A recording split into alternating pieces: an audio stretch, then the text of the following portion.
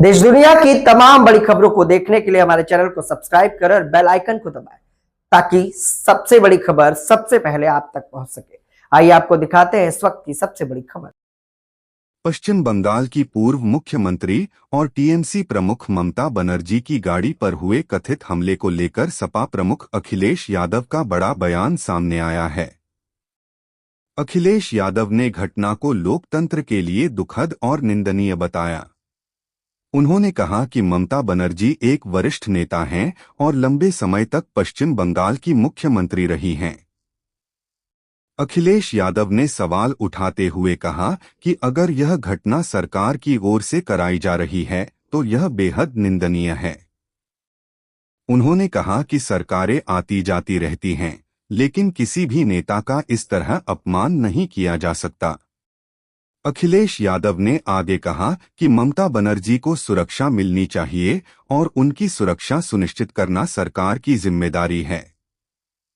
अब ममता बनर्जी पर हुए इस कथित हमले को लेकर सियासी बयानबाजी भी तेज होती नजर आ रही है। अगर सरकार करवा रही है तो ये बहुत निंदनीय है, क्योंकि ये सरकारें तो आती जाती हैं, किसी को अपमानित आप कैसे कर सकते हैं।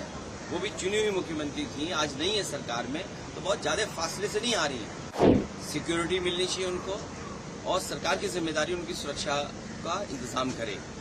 बहुत दुखद है लोकतंत्र में इस तरह की घटना होना। जो इतनी सीनियर लीडर हैं, मुख्यमंत्री रही हो वहाँ की, और उसके बाद उन पर हमला हो जाए और जिस तरह का व्यवहार हो रहा है, अगर सरकार करवा रही है तो ये बहुत निंदनीय है, क्योंकि ये सरकारें तो आती जाती हैं, किसी को अपमानित आप कैसे कर सकते हैं। वो भी चुनी हुई मुख्यमंत्री थी, आज नहीं है सरकार में, तो बहुत ज्यादा फासले से नहीं आ रही है। सेंटर फोर्स नहीं लगा होता तो शायद वो चुनाव नहीं हारती। ये सिक्योरिटी मिलनी चाहिए उनको और सरकार की जिम्मेदारी उनकी सुरक्षा का इंतजाम करे।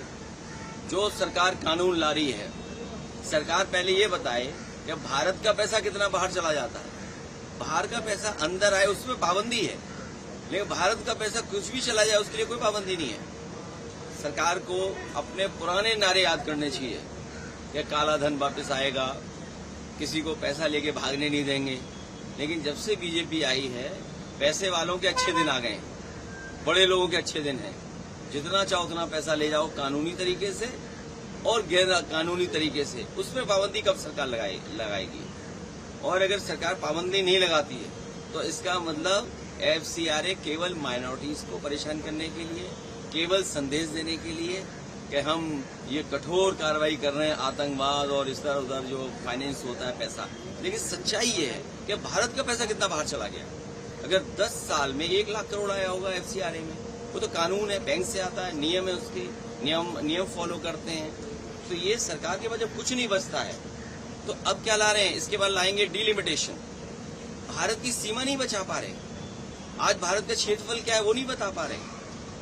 भारत का क्षेत्रफल 2014 से पहले क्या था, और आज जब भारत बीजेपी की सरकार में, तो भारत का क्षेत्रफल क्या है वो नहीं बताना चाहते हैं। लोकसभा का क्षेत्र बदलना चाहते हैं, क्षेत्र न बदलें, भारत की सीमाओं को सुरक्षित कर दें। सर एक अभी सर घेराव कर रहे हैं उसके बारे में नहीं, सच्चाई ये है कि झारखंड के बच्चों से बातचीत हुई है सरकार की, और सरकार बातचीत कर रही है।